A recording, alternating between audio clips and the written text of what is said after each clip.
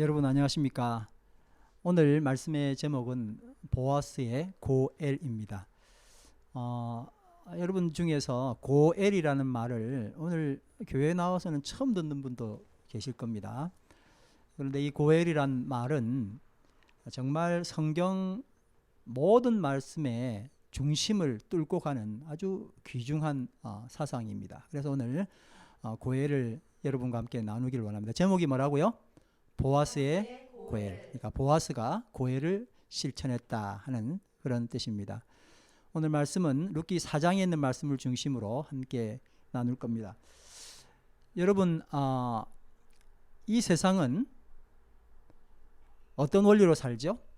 강자가 우대가 되는 세상, 강자가 최고인 세상, 그런 세상을 살고 있습니다. 그래서 절대 손해보면 안 되죠. 이익을 봐야 됩니다. 그래야 강자가 되니까요.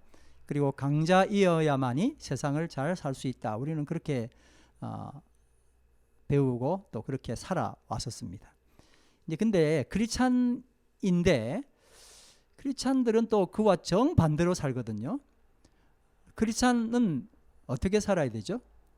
하나님께서 뭘 우리에게 말씀하셨습니까? 성경은 정말 강자 우대의 책이 아니라 열자를 우대한다. 열자가 졸렬하다 할 때 열자입니다. 그러니까 약자죠. 세상은 뭐가 우대가 된다고요? 강자가. 근데 세상 아닌 성경은 뭐가 우대받는 거예요? 약자가 우대받는 거예요. 이제 이게 우리의 딜레마죠. 우리는 세상에 살면서 성경 말씀에 기본을 또 따라야 되거든요. 그래서 늘 헷갈리는 거예요. 강자로 살아야 되는지 약자로 살아야 되는지도 모르겠고, 그래서 교회에 오면은 약자로 살다가 세상 밖으로 나가면 바로 강자로 변하는, 그게 우리의 모습이고 딜레마입니다. 여러분, 하나님께서 이스라엘을 선택하셨잖아요. 이스라엘을 선택했는데 신명기 7장 7절 말씀 뭐라고 되어 있냐면은, 여호와께서 너희를 기뻐하시고 너희를 택하심은 너희가 다른 민족보다 수요가 많기 때문이 아니니라. 너희는 오히려 모든 민족 중에서 가장 적으니라. 강자 우대입니까? 열자 우대입니까? 분명하게 약자 우대인 거예요. 성경 말씀은 약자를 우대한다고 처음부터 끝까지 그렇게 기록한 겁니다. 근데 여러분, 성경에는 약자들, 어려움을 당하는 친족들, 이 약자들을 말로만 하는 게 아니라 진짜 그렇게 구출해 주라고, 도와주라고, 구원해 주라고 하는 아주 매우 놀라운 제도가 있습니다. 그것을 히브리 말로 고엘이라고 하는 겁니다. 한번 따라해 보실까요? 고엘. 네, 이게 무슨 뜻이냐면은 원래 히브리 말로는 그냥 친척 이런 뜻입니다. 근데 이제 여기에 담긴 뜻이 아주 기가 찬 뜻들이 담겨 있죠. 어려움을 당한 친족을 그 곤란과 위험에서 되찾아오는 것, 영어로는 to redeem입니다. 다시 말해서 그 어려운 당한 사람들을 대신해서 돈을 갚아주는 거예요. 대신 또 그 사람을 대신해서 보상해 주는 겁니다. 그러니까 되사오다, 반환해오다, 보호해주다, 덮어서 가리다, 이런 의미로 구제하다, 구원한다, 기독교적으로는 구속한다 하는 그런 말들을 하는 겁니다. 여러분 이제 잘 아는 찬송 중에 내 주는 살아계시고 하는 거 있잖아요.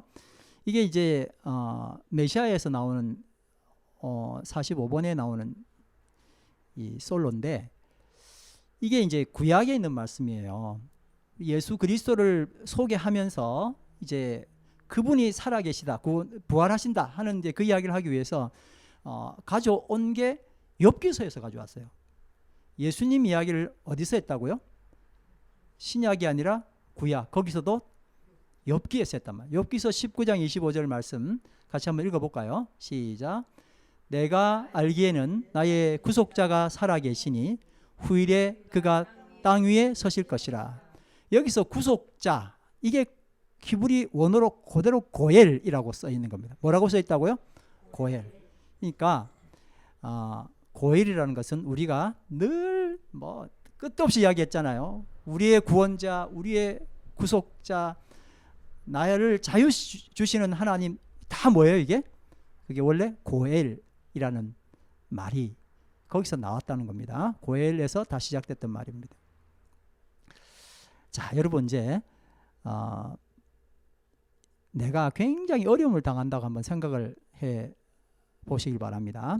어떤 상황이 되어서 어려움을 당할 때 어떻게 그 어려움들을 도와줄 수 있는지 이제 고헬에서 5가지를 이야기하고 조금 더 있어요. 6, 7가지 되지만 이제 줄이면 이렇게 됩니다.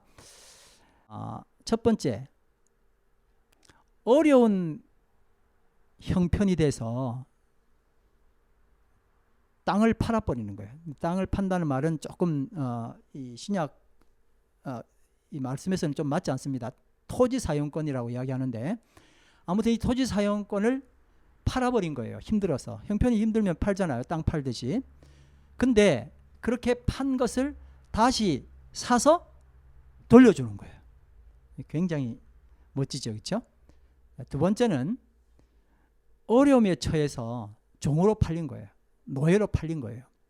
그런 친족을 몸값을 주고, 랜섬입니다. 몸값을 주고 다시 사와가지고 그 사람에게 자유를 주는 거예요. 이것도 뭐라 그런다고요? 고엘. 첫 번째는 뭐라 그랬죠? 땅이에요. 땅. 토지 사용권을 너무 형편이 어려서 팔았단 말이에요. 근데 그걸 다시 사서 그 사람에게 돌려주는 거. 두 번째는 종이나 노예로 팔린 사람을 몸값을 주고 다시 사서 자유 주는 것. 세 번째는 친족이 살해된 거예요. 이제 억울하게 누구에 의해서 살해됐단 말입니다. 그러면 살해된 거로 끝나버리잖아요. 그래서 반드시 그 친척은 그 억울한 피해에 대해서 복수를 해야 된다는 거예요. 보복을 해야 된다는 거예요. 그게 또 뭐예요? 고엘이에요. 주가 오사 보수하시리. 우리 강한용사라는 찬송에 보고 보수하신다는 말 있잖아요. 보수가 무슨 뜻일까요? 집을 다시 수리한다는 뜻이 아니고 복수한다는 뜻입니다. 돈 보수를 얼마 받을까? 그 보수가 아니고, 그래서 그 찬송 부를 때 보수하시는구나 이렇게 잘못 오해할 수 있는데, 이 보수는 뭐예요? 복수하신다는 뜻이에요. 복수는 누구 것이에요? 하나님 것.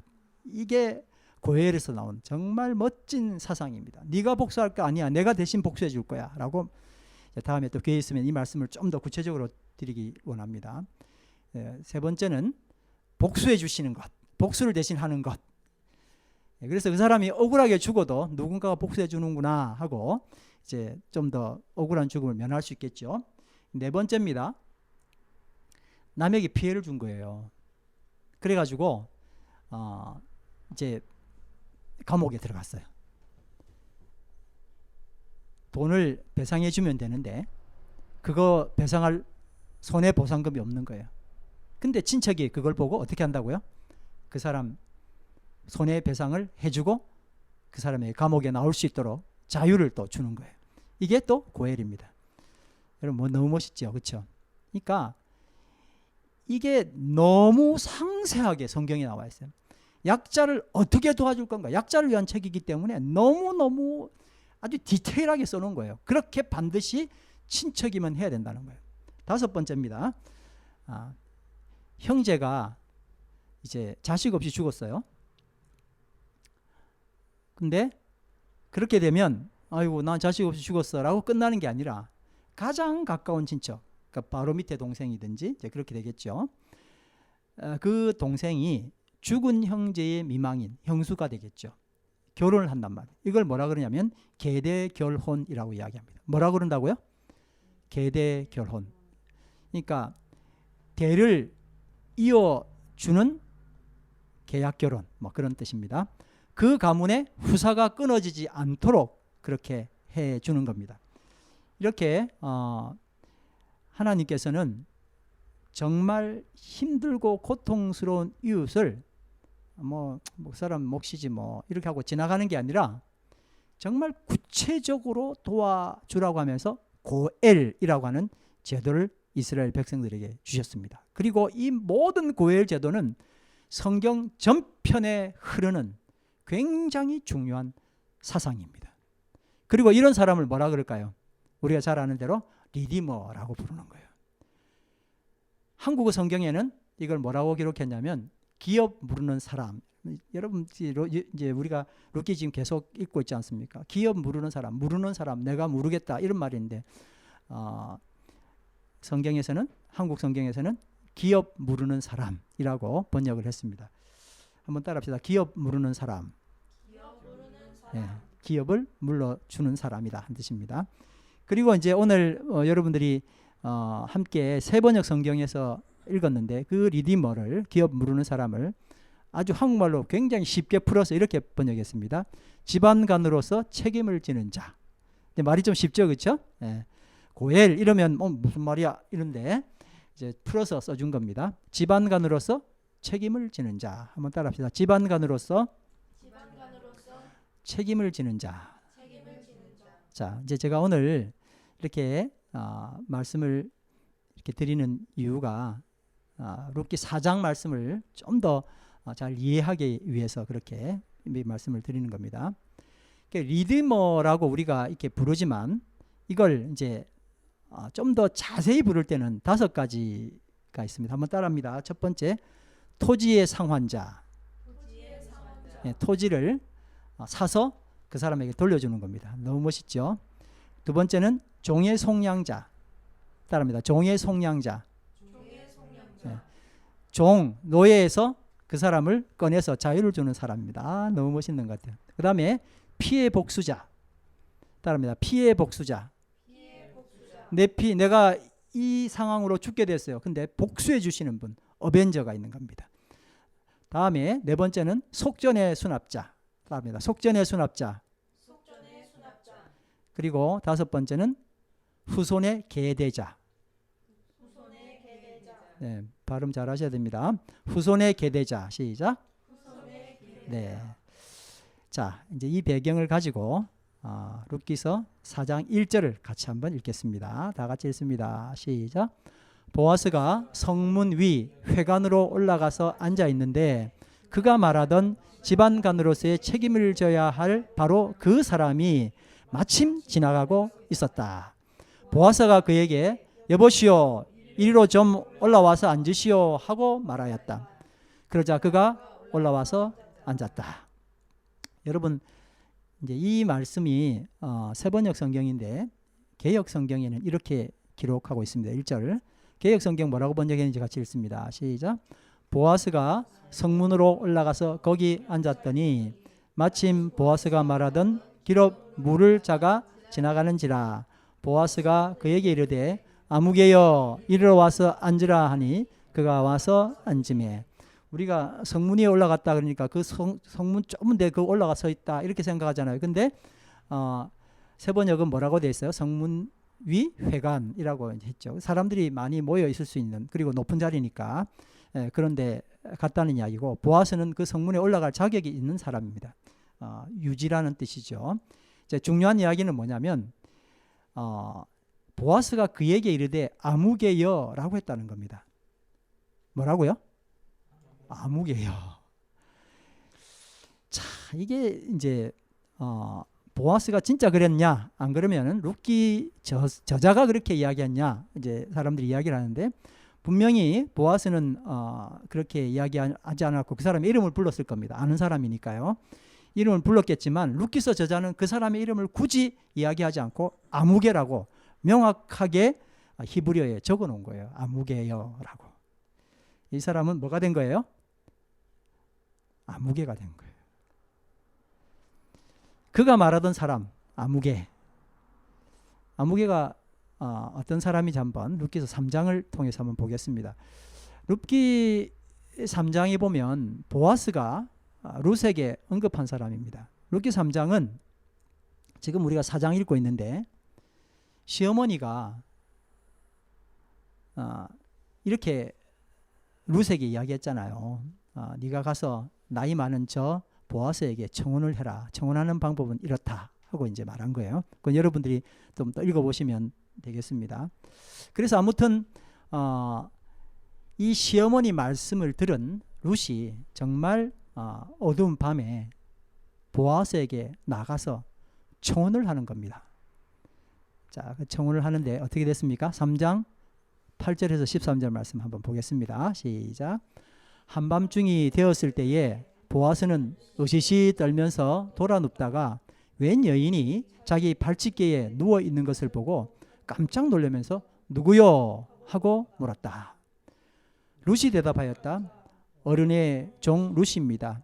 어른의 품에 이 종을 안아 주십시오. 여러분 이거 뭐야 도대체 어떤 상황이야 싶죠? 어떻게 잠자는 늙은 할아버지 노인 옆에 가가지고 이불 들치고 그렇게 누워 있을까? 이렇게 말하지만 이 말씀 내용에서 보면 어른의 품에 이 종을 안아 주십시오 라는 말이 이게 바로 청혼입니다. 그리고 그 자격을 왜 그래야 되는지에 대한 이야기를 그 다음 하는데 뭐라고 됐습니까? 어른이야말로 집안 어른으로서 저를 맡아야 할 뿐입니다. 무슨 이야기예요 이게? 오늘 설교 제목이 뭐죠? 고해를 이야기하는 거예요. 어른이 집안 어른으로서 고해를 하시길 바랍니다 하는 뜻입니다. 그런데 보아스가 룻에게 이렇게 말합니다. 이봐요 룻. 화낸 게 아니고 이봐요가 아니고 이봐요 룻. 그대는 주님께 복받을 여인이요. 가난하든 부요하든 젊은 남자를 따라감직한데 그렇게 하지 않으니 지금 그대가 보여준 가륵한 마음씨는 이제까지 보여준 것보다 더욱더 값진 것이요. 여러분 이거 보니까 이제 룻이 보아스를 꼬시러 갔다 이런 뜻이 아닌 걸 이제 아시겠죠, 그렇죠? 정말 힘든 결정을 했는데 지금까지 어머니를 따라서 나온 것보다 더 값진 행동을 했다는 거예요. 지금 이 행동이. 그러면서 뭐라고 이야기했습니까? 이제부터는 걱정하지 마시오 룻. 그대가 바라는 것이라면 무엇이든지 다 들어주겠어. 그대가 정숙한 여인이라는 것은 온 마을 사람들이 다 알고 있어. 그러니까 정숙하지 못해서 온 게 아니라 가장 정숙한 모습이었다 하는 이야기를 오히려 반론적으로 이야기합니다. 그리고 계속 이야기합니다. 한번 읽어볼까요? 내가 시작. 내가 집안간으로서 그대를 맡아야 할 책임이 있다는 것은 틀림없어. 하지만 그대를 맡아야 할 사람으로 나보다 더 가까운 친족이 한 사람 있어. 오늘 밤은 여기서 지내고 날이 밝거든 봅시다. 그가 집안간으로서 그대에게 맡겠다고 하면 좋소. 그렇게 하도록 합시다. 그러나 그가 그렇게 하지 않는다면 그때는 내가 그대를 맡겠어. 이것은 내가 살아계신 주님을 두고 맹세하는 것이요. 아침까지 여기 누워 있으시오. 자, 이제 아무개. 그러니까 아무개는 나오미와 룻에게 고엘의 책무를 이행해야 될 첫 번째 사람을 말하는 겁니다. 그 사람이 보아스가 성문이 회관에 앉아있을 때 지나간 거예요. 우연히도 지나갔답니다. 세상 사람은 우연이라 그러지만 하나님에게는 우연이 없습니다. 그 사람이 이제 정말 아주 중요한 시기에 그 자리를 지나간 겁니다. 나오미의 남편 엘리멜렉이 죽었죠. 우리가 이미 나눈 이야기입니다. 그리고 그 아들 말론도 자녀 없이 죽었죠. 그러니까 이 아무개라는 사람은 두 미망인에게 고해를 실천해야 하는 겁니다. 고해를 실천한 친족의 순서는 아주 가까운 존수부터죠. 형제가 없으면 그 다음 어떻게 돼요? 가장 가까운 친척. 그러니까 가장 가까운 친척이었던 그 사람이 바로 아무개였던 겁니다. 그리고 그 다음 순서가 누구예요? 보아스였던 거예요. 보아스 다음에는 또 없었어요. 그러니까 보아스가 자기 자녀도 없고 더 이상 다른 또 친족이 없어서 아주 참 절체절명의 상황이었었어요. 아무튼 보아스는 현재는 그런 상황입니다. 아무튼 아무개는 아까 말했던 고엘에서 첫 번째 토지 상환자가 되어야 되고, 다섯 번째 후손의 계대자로 고엘의 책임을 다해야 됐던 겁니다. 아무개는 두 가지를 해야 됩니다. 뭘 해야 된다고요? 첫 번째는 토지를 사서 돌려줘야 되는 걸 해야 됩니다. 두 번째는 뭐라고요? 후손을 낳을 수 있는 계대자로서의 책임을 다해야 되는 겁니다. 이 두 가지가 이제 그 아무개에게 있었던 책임입니다. 그렇죠? 자, 이제 이야기를 계속 이어가겠습니다. 룻기 4장 2절 3절 말씀 읽습니다. 시작. 보아스는 성읍 원로 10사람을 청하여 그 자리에 함께 앉도록 하였다. 그 사람들이 모인 자리에 와서 앉자 보아스가 집안간으로서 책임을 져야 할 사람에게 말하였다. 자, 이제 뭐라고 이야기했습니까? 모압 지방에서 돌아온 나오미가 우리의 친족 엘리멜렉이 가지고 있는 밭을 팔려고 내놓았어. 자, 3절 말씀을 공동번역 성경은 어떻게 이야기하는지 한번 보겠습니다. 말이 조금 어렵기 때문에 공동번역 성경은 좀 더 쉽게 풀어놓았습니다. 한번 읽겠습니다. 시작. 보아스가 그 친척에게 말했다. 우리의 동기 엘리멜렉에 소유주가 있지 않소. 그런데 나오미가 모압 시골에서 돌아와서 그 땅 권리를 팔려고 내놓았어. 자, 좀 전에는 밭을 판다고 그랬는데 공동번역에는 뭐라고 되어 있어요? 땅의 권리를 판다. 그렇게 해놓은 겁니다. 엘리멜렉의 미망인인 나오미는 엘리멜렉에게 속한 땅의 사용 권리를 팔려고 했습니다. 땅 사용 권리입니다. 땅이 아닙니다. 왜 이런 근거가 나왔냐면은 레위기 25장 23절 말씀인데요. 같이 한번 읽겠습니다. 시작. 땅을 아주 팔지는 못한다. 땅은 나의 것이다. 너희는 다만 나그네이며 나에게 와서 사는 임시 거주자일 뿐이다. 아멘. 굉장히 중요한 사상입니다. 여러분, 이제 기회가 있으면 이 말씀도 또 우리가 나누면 좋겠습니다. 땅은 하나님의 것이에요. 그래서 아무도 팔지 말라는 거예요. 그냥 현재 내가 너에게 청지기로 주어진 이 땅을 그냥 관리해야 될 뿐이야. 땅은 팔 수 없어 라고 이야기한 겁니다. 토지의 원래 소유자는 여호와 하나님이시라는 겁니다. 이스라엘 사람들은 기업으로 분배받은 땅을 관리하는 겁니다. 이 땅을 일구어서 얻는 소득이 있겠죠. 농사를 짓는다든지. 그래서 뭐가 가능합니까? 경제 생활이 가능하고 보장이 되는 겁니다. 그래서 땅은 다른 사람에게 팔 수 없었고 다만 후손에게 넘겨줄 뿐입니다. 그러니까 다른 그 족속 있잖아요. 그것도 안 되고 형제간이라도 다른 지파에 팔 수가 없었습니다. 반드시 자기 지파 사람에게 가야 되고 그리고 자기 후손에게만 넘겨주는 것이 땅이었습니다. 그런데 여러분 생각해 보십시오. 경제적으로 어려움 당할 수 있잖아요. 사고를 당했다든지 혹은 또 원래 나서부터 그걸 다 게으르다든지 이런 수가 있거든요. 그러면은 어떻게 해야 돼요? 경제적으로 어려우니까 토지 사용권을 파는 거예요. 또 이럴 수 있잖아요. 자녀가 없어요. 자녀가. 그럼 어떻게 해야 돼요? 토지를 전해줄 수가 없잖아요. 다시 이야기합니다. 경제적인 어려움으로 토지 사용권을 팔아버렸어요. 그러면 후손에게 넘어갈 수 없겠죠. 그렇죠? 그 다음에 자녀가 없어요. 그러면 그 토지가 넘어갈 수 있습니까? 없습니까? 또 못해요. 이 문제를 해결하기 위한 조치가 바로 희년 제도입니다. 여러분 희년 들어보셨죠? 7749 7년에 7번을 곱한 거죠. 그게 바로 50년째 되는 게 희년입니다. 한번 따라합니다. 희년. 그래서 이 희년 때는 무조건 모든 토지는 원 주인에게로 돌아가게 돼 있어요. 그게 무슨 수가 나도 무조건 다 돌려줘야 됩니다. 두 번째는 계대 결혼 제도입니다. 세 번째는 여자의 상속권 제도입니다. 이 세 가지 제도가 이 땅을 바로 자기 자녀에게 물려줄 수 있는 방법이었던 겁니다. 이스라엘 사회에서는 비록 가난해서 타인에게 토지 사용권을 판 경우라 할지라도 희년이 되면 원래 주인에게 무조건 돌려주라고 레위기 25장 28절에 말씀하고 있습니다. 근데 더 재밌는 건 뭐냐면 희년이 되지 않았어요. 그런데 만약에 그 친족이 고엘로 친족이 팔아버린 토지권을 사는 거예요. 그냥 나 돌려줘요. 이러면 그걸 산 사람 무조건 돌려주게 돼 있어요. 돌려주고 원친족에게 또 사서 돌려줄 수 있도록 그렇게 만들었습니다. 그 다음에 자기 아들이 없는 자는 어떻게 해야 됩니까?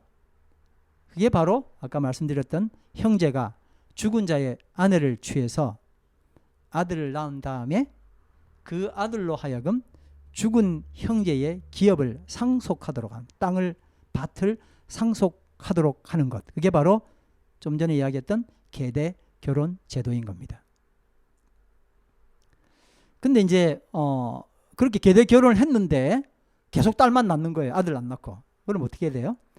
그때는 그 여인이 다른 지파 남자들과 결혼하지 않고 그 지파에 있는 남자와 결혼해서 그 지파의 기업이 다른 지파로 넘어가지 못하도록 딱 막아놓은 거예요.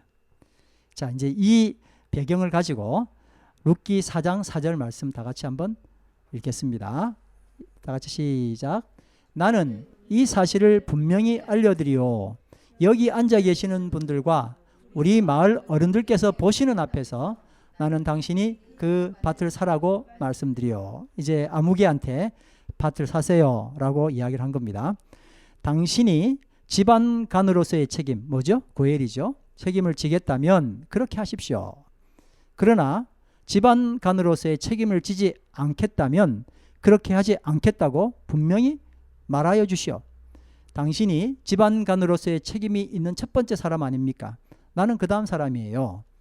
그러자 그 아무개가 뭐라 대답했습니까? 내가 집안간으로서 책임을 지겠어 라고 이야기를 한 거예요.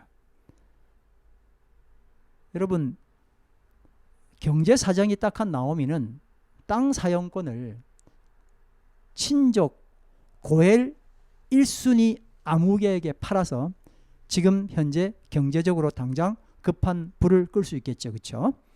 예.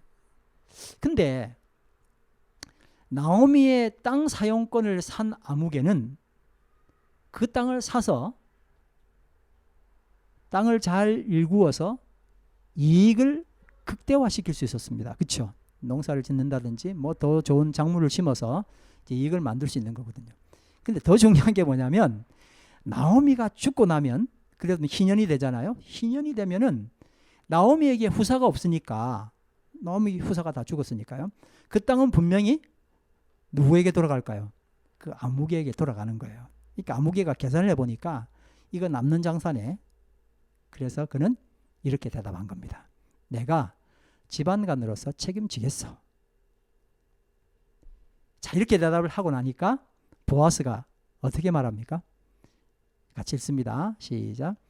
그렇다면 나오미의 손에서 그 밭을 사는 날로 고인의 아내인 모압 여인 룻도 아내로 맞아들여야 하오.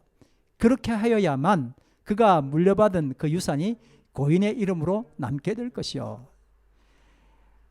깜짝 놀랐죠. 1순위자 아무개는 나오미뿐만 아니라 누구 문제도 해결해야 되는 거예요? 룻의 문제도 해결해야 되는 거예요. 룻은 생각지도 않았어요. 보아스는 그에게 이 사실을 짚어 주어야 했습니다. 당장은 이익인데 생각해 보니까 이익이 아니라 손해가 됐네요. 아무개는 당황스러웠습니다. 나오미의 밭 사용권만 사주면 끝날 줄 알았는데 나오미의 아들의 미망인 룻을 생각하지 못한 겁니다. 룻과 결혼해서 아이를 낳으면 어떻게 되죠? 나오미의 땅은 아무개에게 돌아가지 않고 누구의 땅이 되는 거예요? 룻의 아들에게 전수되는 겁니다. 이야, 이거 큰일 났네. 자, 6절입니다. 사람이 아무개가 뭐라고 이야기했습니까? 시작. 그러자 집안간으로서의 책임이 있는 그 사람이 말했다. 그런 조건이라면 나는 집안간으로서의 책임을 질 수 없어. 잘못하다가 내 재산만 축나겠어. 나는 그 책임을 질 수 없으니 당신이 내가 져야 할 집안간으로서의 책임을 지시오. 지금 성경 말씀은 우리에게 손해보라고 이야기를 하고 있지 않습니까? 근데 이 사람은 손해볼 생각이 전혀 없는 거예요. 이익 되니까 내가 하겠다고 그 책임 내가 책임진 게 아니죠. 이익 보겠는데 무슨 책임입니까? 내가 지겠어요 라고 하다가 생각해 보니까 그게 아니거든요. 야, 이거 잘못되면 큰일 나겠다. 잘못하면 내 재산 축나겠다. 이렇게 결정하고는 나는 그 책임 못 지겠다고 한 겁니다. 이제 이 이름 있고 재력 있는 고엘 1순위 친족을 왜 룻기 기자가 아무개라고 기록했는지 이해가 되시죠? 아무개의 선택 기준은 뭘까요? 손해냐 이익이냐입니다. 세상의 원리와 너무 똑같습니다. 약육강식이고요. 강자가 인정받는 세상의 원리를 그대로 따른 겁니다. 너무나 세상적인 가치관이죠. 여러분, 손익계산이 밝은 사람은 세상에서 우대받는 것으로 보이지만 역사를 만드는 사람은 될 수 없습니다. 그래서 그는 대단한 사람이 아니라 아무개가 되고 만 겁니다. 그 사람에게 이름 없었을까요? 유력한 사람인데 있었죠. 근데 그는 그냥 이 역사의 아무개가 되었던 겁니다. 7절 8절 말씀 다 같이 읽겠습니다. 시작. 옛적에 이스라엘에는 유산 매매나 물물 교환과 같은 일을 법적으로 분명히 할 때에는 한쪽 사람이 다른 한쪽 사람에게 자기의 신을 벗어주는 관습이 있었다. 이스라엘에서는 이렇게 함으로써 일이 확정된다는 증거를 삼았다. 집안간으로서의 책임이 있는 그 사람이 보아스에게 당신이 사시오 하면서 자기의 신을 벗어주었다. 이름이 있었던 그는 아무개가 되었고 수치스러운 신발을 후세에 남기게 되었습니다. 이름이 있었던 그는 아무개가 되고 후세에 남긴 게 뭐라고요? 신발이었습니다. 여러분, 너무 익숙한 내 모습 아닙니까?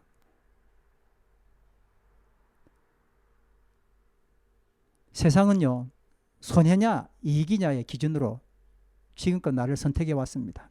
미사여구 아무리 넣어봐야 결국 내가 이익을 끼칠 것 같으면 세상은 나를 선택했고 손해보면 선택하지 않았습니다. 근데 하나님의 관점은 손해보더라도 그를 선택하는 겁니다. 근데 나는 어떻게 합니까? 여전히 선택과 판단에서 손해냐 이익을 따지는 거예요. 내가 거기서 상처받았잖아요. 그런데도 나는 나도 모르게 이루를 따라서 또 다른 사람을 판단합니다. 그리고 결국 수치스러운 신발을 남기고 마는 겁니다. 오늘 이 말씀을 들으면서 생각을 한번 해보면 좋겠습니다. 여러분, 우리는 이 말씀 들으면 두 가지 생각하죠. 하나님이 나를 구원해 주시면 좋겠어 라고 분명히 이야기할 겁니다. 고엘 너무 좋은데. 그리고 다른 한쪽은 뭐라고 이야기합니까? 나보고 보아스처럼 살라고? 난 그건 싫어. 나 십자가 싫어. 그렇게 이야기하잖아요. 무슨 말이에요? 지금껏 십자가 좋다고 그랬잖아요. 십자가의 능력 막 찬양하고 그랬잖아요. 도대체 뭐예요? 주님이 나를 위해 지시는 십자가는 좋고 내가 룻을 위해 지는 십자가 싫다는 뜻이에요. 너무 아무개하고 닮지 않았습니까? 신벗은 사람 아무개와 너무 똑같지 않습니까? 너무 나는 그 사람을 닮아가지 않습니까? 나는 생명의 역사에서 신을 벗는 사람입니까? 안 그러면 발자국을 남기는 사람입니까?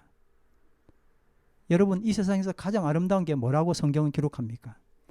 복음 들고 산을 넘는 자들의 발자국입니다. 아멘. 복음 들고 산을 넘는 자들의 발이 아름다우며 정말 멋지지 않습니까? 얼굴이 아름답다고 하는 게 아니라 그 발이 아름답다는 거예요. 내 명예의 발자국이 아니라 십자가의 길을 걷는 발자국. 신발 벗어서 도망가는 것이 아니라 생명의 역사에 신을 벗는 사람이 아니라 그 자리를 걸어가는 십자가의 길을 걷는 발자국 말입니다. 우리가 손해의 문에 들어서면 멋지게 펼쳐진 생명의 길이 있습니다. 누가 봐도 나에게 전혀 도움이 되지 않는 일을 자원해서 힘써서 그 일을 이룰 때까지 쉬지 않고 이행하는 보아스가 걸어갔던 길 말입니다. 9절 10절 말씀 같이 볼까요? 시작. 그러자 보아스가 원로들과 온 마을 사람들에게 선언하였습니다. 여러분은 오늘 이 일의 증인입니다. 나는 엘리멜렉이 가지고 있던 모든 것과 기련과 말론이 가지고 있던 모든 것을 나오미의 손에서 사겠습니다.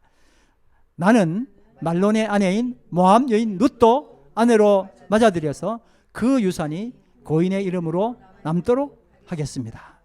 그렇게 하여 고인의 이름이 그의 고향 마을에서도 끊어지지 않고 친족들 사이에서도 끊어지지 않도록 하겠습니다. 여러분은 오늘 이 일의 증인입니다. 여러분 진짜 대단한 이야기죠. 그냥 다 손해보는 거예요.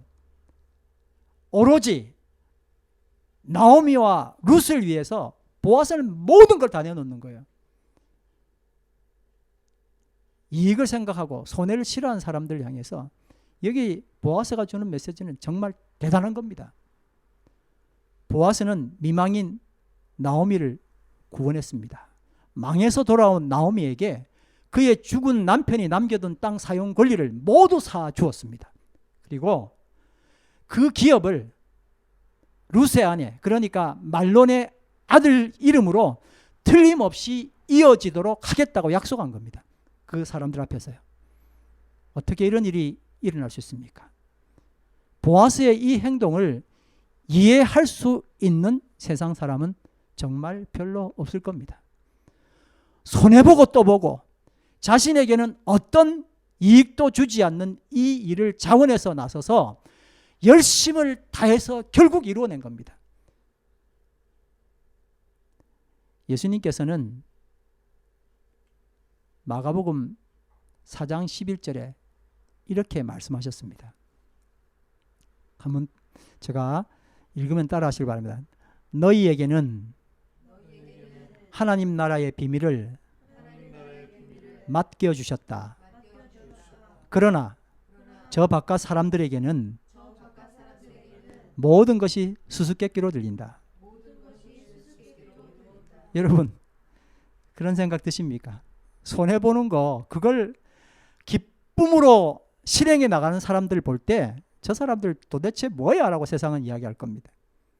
근데 하나님께서는 여기 비밀을 두신 거예요. 저는 오늘 여러분들에게 그 말씀을 드리고 싶은 겁니다. 보아스의 길이 고통스러우니 힘들겠지만 한번 같이 가보실래요가 아니라 이 길의 문을 여는 순간 얼마나 놀라운 일들이 일어나는지를 우리는 이미 룻기서의 마지막 결론을 보고 다 알고 있지 않습니까? 보아스가 간 길, 고엘의 길은 과연 손해보는 일이었을까요? 망하는 일이었을까요? 따지고 보면 손해보고 망하는 일이죠. 세상에서 인정받지 못하는 일들이 일어난 겁니다. 정말 바보 같은 바보들의 대행진을 하고 있는 겁니다. 근데 여러분 결코 아니었죠. 세상 사람들은 절대 가지 않는 그 길을 주님께서 만드신 겁니다. 이해할 수도 없는 손해보는 길을 주님께서 열어놓으신 거예요. 그 길로 가야 결코 망하지 않는 길이 열리는 겁니다. 십자가의 길은 영원한 생명의 길입니다. 따라합니다. 십자가의 길은 영원한 생명의 길이다. 여러분 뭐 꼭 맞지는 않지만 그냥 잠깐 생각해 보면 영화의 배트맨에 보면 배트맨은 아무도 가지 않는 길 있잖아요. 길이 갑자기 툭 끊겨요. 폭포 앞에서. 근데 그 폭포 물줄기로 쑥 들어가잖아요. 거기에 뭐가 있어요? 그 길이 있잖아요. 우리가 생각지 못한 그 길, 저기로 들어가면 죽어. 손해보. 세상에서 우리는 더 이상 살 수 없을 거야. 라고 말하는 그 길로 들어갈 때 그 길에서 놀라운 생명의 길, 모두를 살리는 놀라운 길이 열린다는 겁니다. 11절, 12절 말씀 같이 보겠습니다. 시작. 그러자 성문 위 회관에 모인 온 마을 사람들과 원로들이 대답하였다. 우리가 증인입니다. 주님께서 그대의 집안을 들어가는 그 여인을 이스라엘 집안을 일으킨 두 여인 곧 라헬과 레아처럼 되게 해 주시기를 빕니다. 에브랏 가문에서 그대가 번성하고 또한 베들레헴에서 이름을 떨치기를 빕니다. 주님께서 그 젊은 부인을 통하여 그대에게 자손을 주셔서 그대의 집안이 다말과 유다 사이에서 태어난 아들 베레스의 집안처럼 되게 하시기를 빕니다. 아멘. 이 축복은요 그냥 해보는 소리 아닙니다. 아이고 뭐 고생 길 열렸는데 축복이 한번 해볼까, 이게 아니고요. 엄청난 복이 있는 것을, 놀라운 축복이 있는 것을 그 사람들이 알고 이렇게 소리쳐서 축복을 빈 겁니다. 과거 이스라엘과 유다 지파에 있었던 최고의 축복들, 지금 한 여인 룻에게, 그리고 그 룻을 맞이한 보아스에게 몽땅 퍼부어주는 축복을 한 것입니다. 여러분, 라헬과 레아는 누굽니까? 이스라엘의 아내들이죠. 두 여자가 한 남자의 아내가 된 겁니다. 그걸 야곱이 원했던 게 아니라 이제 그 부모에 의해서 그렇게 만들어진 거지 않습니까? 아무튼 그래서 하나님은 자기 일을 이루셨는데, 반대로 룻은 한 여자가 두 남자의 아내가 되었습니다. 다 죽었지만, 이제 한 사람 죽었지만요. 그래서 증인들은 이 여자가 라헬과 레아처럼 두 여인의 몫을 해주기를 축복한 겁니다. 참 대단하죠, 그렇죠? 그리고 두 가문을 일으켜 줄 것을 기원한 겁니다. 보아스의 아내가 되어서 유다의 가문을 일으키라는 겁니다. 지금 유다 가문은 보아스로 끝날 판입니다. 나이도 늙었죠. 결혼할 수도 없죠. 뭐 이런 상황이 되지 않았습니까? 그 다음 또 이어줄 사람도 없다니까 지금 뭐 이게 끝이에요. 근데 이 유다 가문으로 누가 오셔야 돼요, 여러분? 예수님이 오셔야 되잖아요. 이 인류에서 최고로 중요한 이야기예요. 이게 끊어지는, 물론 하나님이 하실 거예요. 다 하시겠지만 그런 이야기를 하는 게 아니라 정말 중요한 상황 가운데 그냥 정말 하나님 시키시는 일대로 다 열심히 했는데 지금 자손이 다 끊어졌단 말이에요. 근데 하나님이 룻을 통해서 이 일을 이루시는 거예요. 보아스를 통해서 이 일을 이루신다는 겁니다. 얼마나 놀라운 일입니까? 보아스의 고엘이 다 죽어가는 유다 가문을 일으키는 역사를 만든 겁니다. 가문만 일으킨 것이 아니라 온 인류를 구원하는 역사를 만들어낸 겁니다. 보아스가 만약에 여러 아들을 낳으면 첫째 아들은 누구에게 속하겠습니까? 당연히 엘리멜렉의 가문에 속하겠죠. 그리고 이제 둘째 아들부터 누구에게 속합니까? 보아스 가문에 속하는 겁니다. 근데 보아스가 나이가 많아요, 적어요? 나이가 많잖아요. 그래서 아들 하나밖에 없는 겁니다. 누구의 이름이? 오벳입니다. 그래서 오벳은 두 가문 모두의 아들이 된 겁니다. 보아스는 오벳을 낳음으로 그 아들에게 자기 가문까지 있도록, 그래서 오벳에게서 두 가문이 하나로 통일된 겁니다. 하나님은 보아스와 룻에게 오벳을 주심으로 오벳은 두 가문의 합법적인 상속자가 되고 약속의 상속자가 되고 다윗의 할아버지가 되고 예수님을 낳는 정말 멋진 역사를 만들어 냈던 겁니다. 오늘 우리는 아무개로 끝날 수 있습니다. 너무 쉬운 유혹이 아무개의 유혹입니다. 그러나 여러분, 아무개로 남지 마시길 바랍니다. 아무개는 신발을 벗습니다. 여러분, 신발 벗는 사람 되면 안 되겠습니다. 상황이 닥칠 때마다 왜 우리는 세상의 원리로 돌아갑니까? 하나님 믿는 사람이면 하나님의 원리로, 하나님께서 만들어 놓으신 십자가의 길로 가야 되지 않겠습니까? 그 길에 놀라운 축복이 놓여 있습니다. 이 세상은 아직도 우리를 유혹합니다. 세상의 길로 가라고요. 신발을 벗으라고요. 그러나 오늘 저는 여러분들에게 신발 벗지 말고 정말 아름다운 발자국을 남기는 삶을 살기를 요청하는 겁니다. 금주의 암송 말씀 다 같이 읽겠습니다. 룻기서 4장 10절 말씀입니다. 시작. 나는 말론의 아내인 모압 여인 룻도 아내로 맞아들여서 그 유산이 고인의 이름으로 남아있도록 하겠습니다. 그렇게 하여 고인의 이름이 그의 고향 마을에서도 끊어지지 않고 친족들 사이에서도 끊어지지 않도록 하겠습니다. 여러분은 이 일의 증인입니다. 아멘. 여러분도 멋진 이런 간증을 하게 되기를 간절히 바랍니다. 그렇게 사시는 분들 계시고 또 그 결심 앞에 있는 분들 있을 줄 압니다. 금주의 묵상입니다. 다 같이 한번 읽겠습니다. 나는 생명의 역사에서 신을 벗는 사람인가 발자국을 남기는 사람인가. 두 번째 이런 묵상을 해보시길 바랍니다. 나는 예수님에게서 아까 말씀드렸던 그 5가지 고엘 중에서 어떤 은혜를 받았는가 한번 생각해 보시길 바랍니다. 이제 세 번째는 나는 주님이 주신 십자가는 좋은데 내가 십자가 지는 거 싫어. 아니요. 그 십자가 질 때 행복이 있거든요. 세 번째입니다. 내가 고엘을 실행해야 할 대상은 누구인가. 여러분 고엘은요 아무것도 없기 때문에 못하는 게 아니라 아무것도 없어도 할 수 있는 게 고엘이에요. 누가 그랬습니까? 룻이 그랬잖아요. 그러니까 나는 없어서 못해요가 아니라 나 할 수 있어요. 고엘을 지금 할 수 있어요 라고 결심하시고 그 대상이 누구인지를 보시길 바랍니다. 눈에 밟히는 그 사람이 바로 고엘의 대상입니다.